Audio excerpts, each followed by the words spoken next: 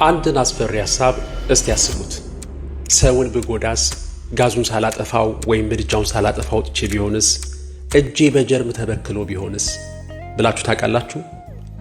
አብዛኛው ሰው ይህንን ሐሳብ የማይረባ ነው ብሎ ይተወዋል።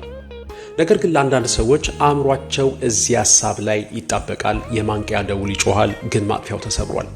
ሰላም፣ ስሜ ዘካርያስ አዳነ አዴቦ እባላለሁ።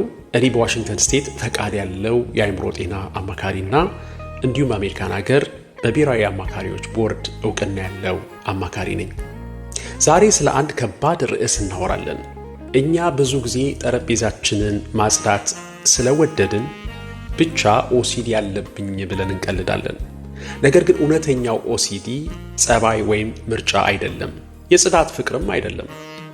ይህ ከራስ አእምሮ ጋር የሚደረግ አድካሚ ጦርነት ነው። ይህ ኦብሰሽን ወይም አስተሳሰብና ኮምፐልሽን ወይም ድርጊት የተባለ አዙሪት ነው። በሚሊዮን የሚቆጠሩ ሰዎችንም አግቶ የያዘ እስር ቤት ነው።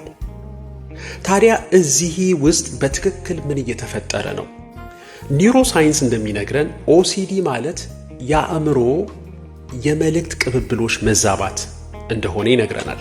ይህም የሚፈጠረው ሲኤስቲሲ ሉፕ ወይም ደግሞ ኮርቲኮ ስትሪያቶ ታላሞ ኮርቲካል በምንለው የአእምሮ ወረዳ ውስጥ ነው። ነገሩን ለማቅለል አእምሯችሁን ልክ እንደ መኪና ማርሽ አስቡት። በተለምዶ የሚያስጨንቅ ነገር ሲመጣ አእምሯችሁ ማርሽ ይቀይርና ወደ ሌላ ሐሳብ ይሻገራል። በኦሲዲ ጊዜ ግን ማርሹ ይያዛል ወይም ይቆለፋል። እንዴት?